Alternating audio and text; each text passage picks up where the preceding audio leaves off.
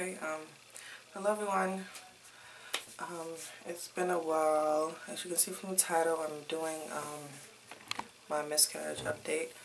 I've been waiting a while to do this video because I wanted to get all the information before I did the video, just so I don't have to make like multiple videos about it. So before I begin, I just want to let everyone know this was supposed to be a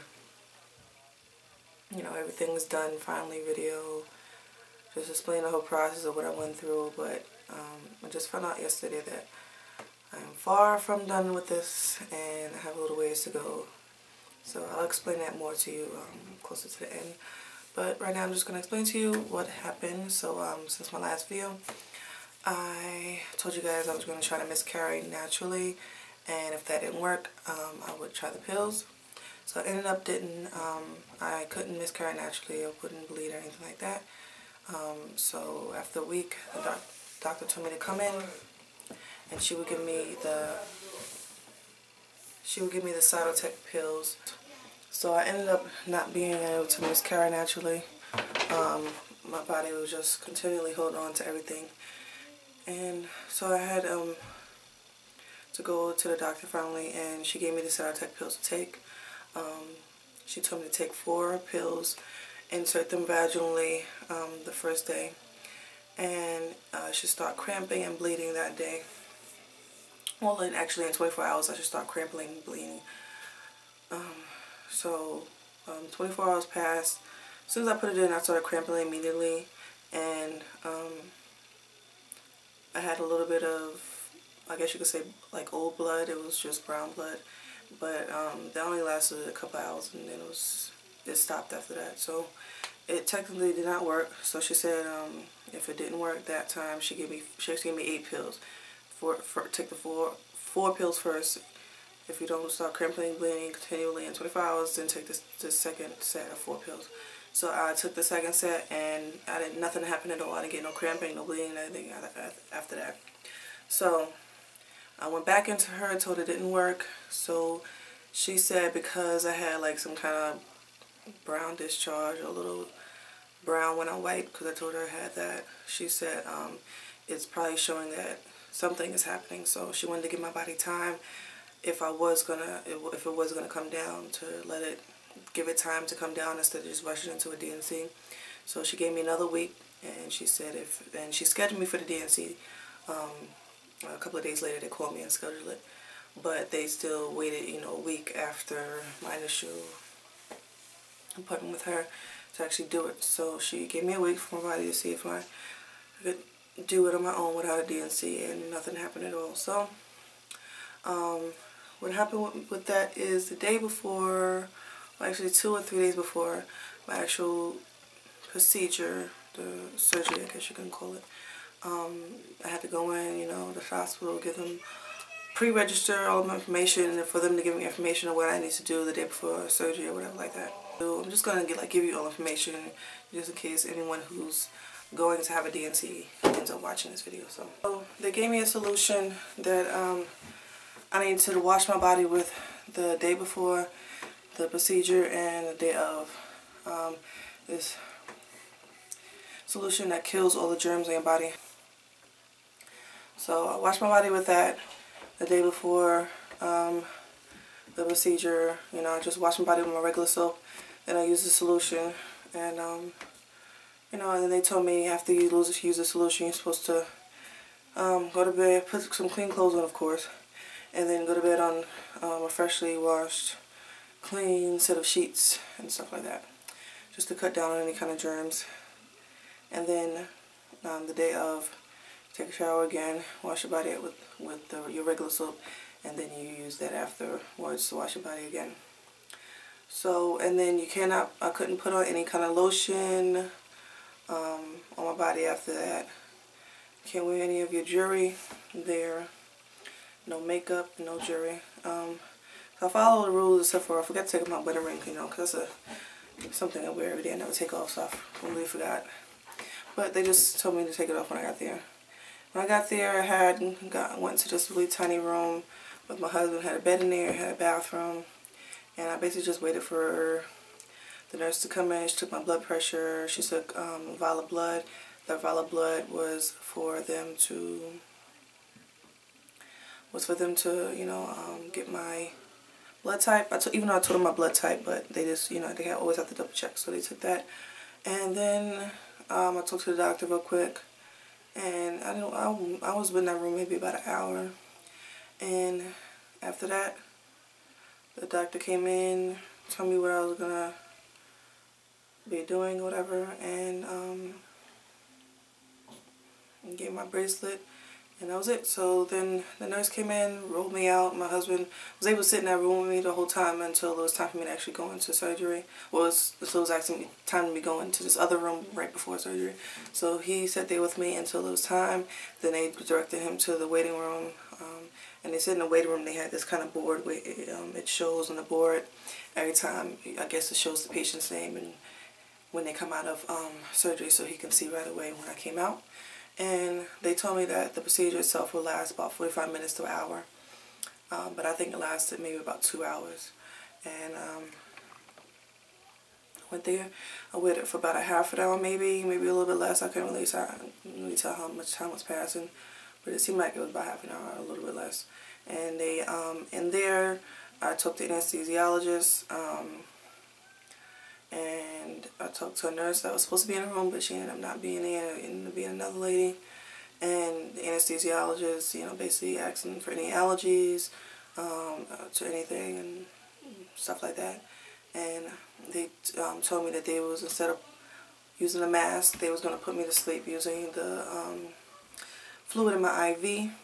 And I heard the anesthesiologist talking to another person, and he asked them why he likes to use the fluid in IV to put to sleep instead of the oxygen. And I heard him tell him because it's safer that way, because with when you use the mask to put someone to sleep, it could be a risk of getting fluid in their lungs or something like that, and they can choke or something like that while they're sleeping. So he likes to use the fluid. So right before I went in, they gave me this stuff in my IV. I forgot they gave me my IV and everything like that. They took my blood. Then they gave me this stuff in my IV, and the lady said it was like a pre-thing to get me sleepy and a little bit like, not drowsy, but like a little bit loopy kind of right before I went in, and it was going to help me relax and stuff like that, she said. So as soon as she put that in my IV, immediately my head started I started getting dizzy. And so, like when I was looking at stuff, it was like I was looking at it kind of in slow motion a little bit. When I was moving, it was rolling me down the hallway to the operating room. I knew, I was in my right mind like that. It wasn't anything like that, but it's just my vision was stuff kind of in slow motion to me. Anyway, once I got into the operating room was really small, kind of compared to the other operating rooms I've been in. I've never had an actual operation where I'm getting cut, but I've been in operating rooms for other procedures for. So I went in there, and I had to, slide myself over to the operating bed, and they had the arms spread out and stuff like that. And then they put the mask over my face, which I was surprised about because I thought they said they wasn't going to use the mask. But I think what happened may have happened what happened with my IUD, because when I had my IUD removed a few years back, I had to have it removed in the operating room. And they put the fluid in my arm as well, and then I guess they said something about it wasn't working, so they finally just ended up having to use a mask and put me fully under. And I think that's what happened again this time. So they gave me a mask. They said, you're going to go to sleep. And it's funny because I don't remember falling asleep at all. All I remember is them putting a mask on my face and blackness. I don't remember anything. I don't remember, you know how you can remember yourself falling asleep? I couldn't remember falling asleep or anything. Next thing I know, I woke up. I was in recovery room, and it was a male nurse next to me. I didn't realize that until I actually woke up. But I'm gonna tell you exactly what happened. As I was waking up, I couldn't open my eyes. I can wake, like my body woke up, but I could not open my eyes. Like I was so drowsy, my eyes felt heavy, like I couldn't lift them up. I was just super drowsy. I was like really drowsy, really tired. And later I found out it was because the nurse said that they really put me under. It wasn't like some people, they put them under lightly or whatever like that. And I was under really under. They said he gave me a lot of drugs to put me under. So that's why I had so many, like, kind of effects, I guess you could say afterwards. But when I was waking up, I couldn't open my eyes, but I can wake up. I can hear what was going on around me. And then I can hear the male nurse next to me. And he said something to me. I don't remember what he said to me, but I heard him say something to me. And my head was like, I was laying down. My head was facing to my right, and he was on my left. And he said something to me, so I tried to, like, turn my head over to him for some reason. Even though my eyes were still closed, I remember turning my head over to him, I guess, to try to hear him better or something like that. And as I did that, I realized, like, I couldn't stop moving my head. So I, like, turned my head to this way, and my head just jerked that way. So I turned it again this way, and it jerked that way, and then it just kept going back and forth, back and forth, back and forth. And I couldn't stop my head from doing that. It was just so weird. Like, I was like, what is going on? I was getting scared, because it was like my head was just shaking like that over and over, and I couldn't stop it. It was just going back and forth. And so I heard the male nurse, I think he called a female over, a female nurse, and I think they were both on either side of me, because I could hear them both on both my sides. My eyes were still closed, I couldn't see anything. So I heard him say, stop shaking your head. And I was like, this is the first time I actually talked since I woke up. And I opened my mouth. I was like, I can barely talk, but I can talk, but it was like barely. So I remember saying, I can't help it. And then he said, I know. I'm thinking in my head, even though this is going on, like, I'm thinking in my head, if you know, why did you tell me to stop? If you know I couldn't help, not moving my head, why are you telling me to stop? So he told me to stop, and I was like, I can't help it. And then, so I think they grabbed my head. I couldn't remember, but I think they grabbed my head to stop it. And I just went right back to sleep. I remember just blackness again. And I woke up a little while later. And again, he said something to me as I was waking up. I guess, as they would see you waking up, they say something to you or whatever. Again, he said something to me. Again, I turned my head. And again, it started to shaking again. I couldn't stop it again. And then I guess they grabbed my head again. And then I went back to sleep. Then I woke up again for the third time, and this was the final time, and this is the actual time I started waking up where I could actually open my eyes now. So I woke up, and then I could actually open my eyes. Then that's when I could finally realize it was him next to me. And first thing I noticed as soon as I was able to finally wake up fully, well, not wake up fully because I was still really drowsy, but I could actually open my eyes and see around me. First thing I noticed was my legs were killing me. I was expecting, like, your vagina, because that's what really did all the work, was in your vagina and your uterus and stuff. I was expecting that area to be hurting. I was expecting me to have really bad cramps. I had no cramps, nothing at all. Only thing that was just killing me was the tops of my legs, the very tops. And that's the first thing I said is, my legs are hurting, I can't, my legs are really hurting. And he said the very tops, of your legs, right? And I said, yes. He said, that's because they had you in stirrups for a really, really long time, and your legs were in stirrups really high, and it was like that for a long time, so that's why it's hurting you. And then, so I was like, okay, and then I was just sitting there. Usually I try to take the pain because I don't like taking too many drugs. They hurt so bad, and he finally asked me, did I want some ibuprofen? And I said yes, so he just immediately brought it over with a little cup of water. And right after surgery, because the anesthesia, they don't want to give you too much too fast, so they want to give you a little bit of, like, fluids and see if you can keep it down or whatever. So he gave me the cup of water with some ibuprofen, and I drank that down. He looked at me for a couple of minutes, and he saw I was okay, so he walked away. He stood by me most of the time by my side, I guess just to keep an eye on me. And then I was, like, still drowsy, so I remember after, I skipped the part. Right before he gave me the ibuprofen and asked me did I want it, right before that I looked over to him. This is the first time I looked at him, and he didn't look familiar to me. He didn't look like any of the nurses or anybody I met right before surgery. So I looked at him, I was like, who are you? And he said something, I don't know what he said, I can't remember. And then the second thing I asked was, where's my husband? And he said something, I didn't know what he said. So I was like, oh. And then that's when I started waking up more. That's when I started waking up more, and I asked for the ibuprofen or whatever. So after that, that's when I started waking up more. I was getting a little bit better, coming out of it finally.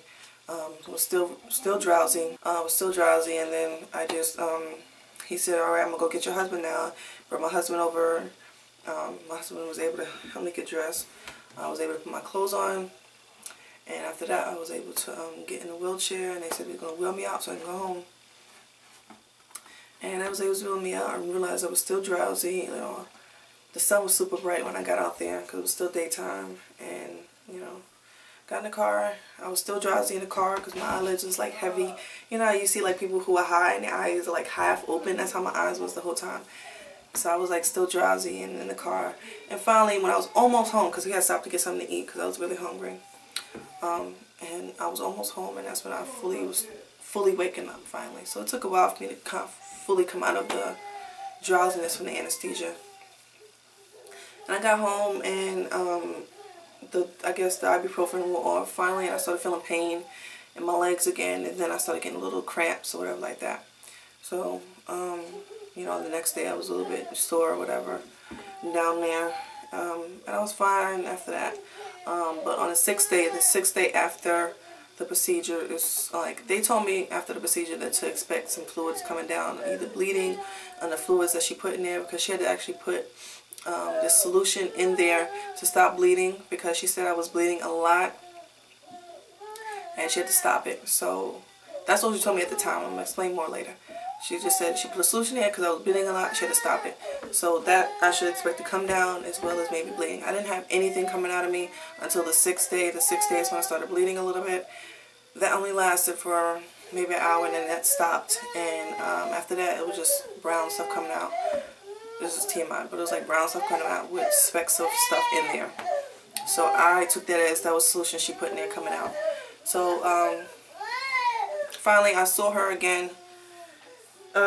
This happened, I had a procedure on the 20th. I saw her again yesterday. Yesterday was the 28th. So I saw her again. I was coming in there to get my pathology report because she called me a few days ago, and well, not her, but her nurse called me and told me that I had to come in and get the pathology report. And I didn't know what that was. I'm like, pathology report? I didn't even know they did that on me. You know, basically, I looked it up and I realized pathology report is basically when they take some tissue from your uterus and test it. And I guess it's to see why you miscarried and some other stuff. So when they called me and told me that, I really immediately got scared because she wanted me to come in right away. She wanted me to come in the next day. And usually when they say come the next day, it's something important. So immediately got scared. But I told them there's no way I can come in until Thursday, which was yesterday. So I went in yesterday. Long story short, they told me that I had what's called a molar pregnancy. And a molar pregnancy is basically when the egg and sperm meet, and either something is wrong with the egg or something is wrong with the sperm. And it's not a regular pregnancy. It's just like, it doesn't grow right, basically. It's just doomed from the start. So, I can't really go into it too much, but you can look at a molar pregnancy and get all information. All information that I looked up is basically every single thing that she told me in the office, because I was sitting there for a while, and she explained everything to me while I was in the office. And so it was just a messed up pregnancy from the beginning. And then she told me right after that she got really serious, and she said, and molar pregnancies can turn into cancer. So I'm like, okay, and I'm, not fully grasping what she's saying at the time, so I'm still like, okay. And then she starts going more into it of how it only happens to a small amount of women. In her practice, she's only had one woman who's had a molar pregnancy and it's turned into cancer. Every other person that she's treated who's had a molar pregnancy has always been okay. So she said basically they did the pathology report and they saw that it was a molar pregnancy, but they couldn't tell if it was a full molar pregnancy or partial molar pregnancy. So they said the only way they can tell if something is wrong, I guess if it's going downwards or if it's going to be cancer, I guess, is if my beta results continue to go up, continue to rise, instead of fall like they're supposed to now. So I basically have to come in maybe once a week. They won't know for sure how often I have to come in until today. Today I come in because yesterday I got my first test, my first beta test done since the actual procedure. But I have to go in maybe once a week to get my beta results or get my blood drawn for the beta, and basically just to see if they're falling like they're supposed to, or if they're either steady or they rise. If they're steady in their rise, then that's bad news for me, basically.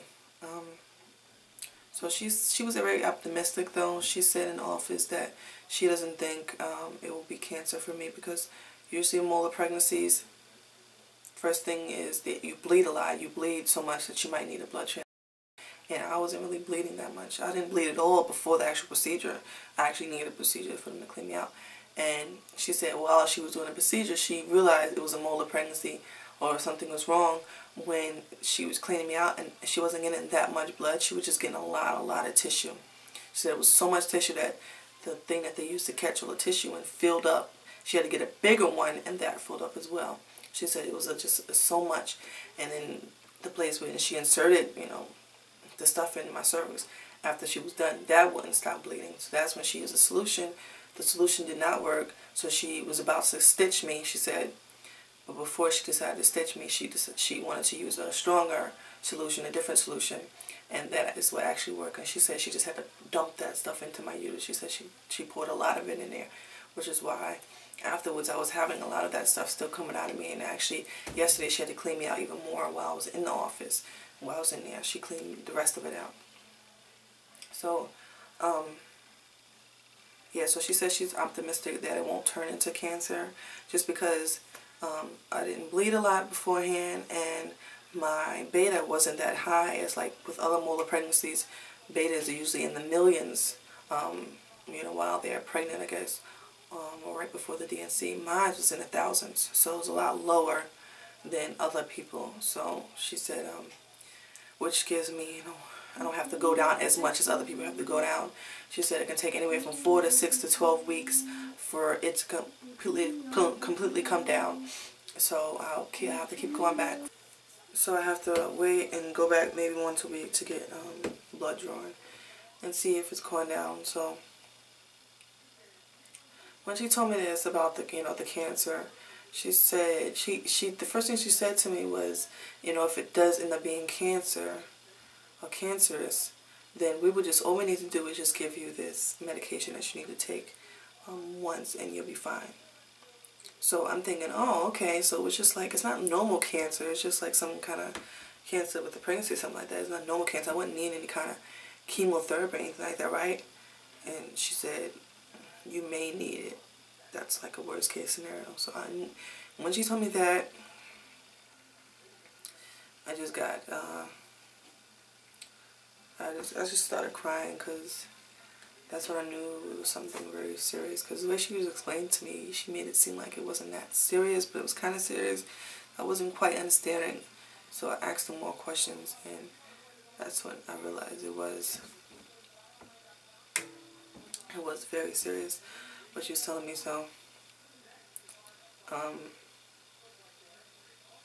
she said she would just wanted to let me know the worst case scenario, just in case I do end up being basically, I guess, the worst case scenario. Then I won't be surprised, anything like that. She, as my doctor, she needs to inform me of everything that might happen or may not happen. So she says she think, everything will be fine. She think my betas will lower like they're supposed to, but she needs to tell me everything so I'm prepared. So also on top of that, because I had a molar pregnancy, I cannot get pregnant for a year after the molar pregnancy. So my trying to conceive journey is over for right now. We are technically not allowed to get pregnant because it can be dangerous for me right now, she said. And she really got me down in the dumps after she said, you can't get pregnant for a year, and it's really dangerous for you, which I quite understood that. But then right after that, she said, it's dangerous for you, and you want to make sure that you're here for your kids. So that basically meant, like, I could die or something like that. So I didn't want to hear that. So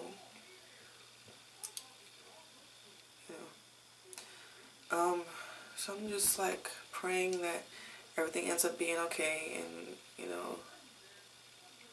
I'd rather worry and not turn into nothing, and worry and have my worst fears realized, basically. So I guess that's the whole story. Today I just go on and get my beta results back, and we go from there. I guess I try to keep you guys updated on that, how that's going. And yeah, basically I'm going to get the depot shot, so I have to get on birth control, so I'm going to get the depot shot today.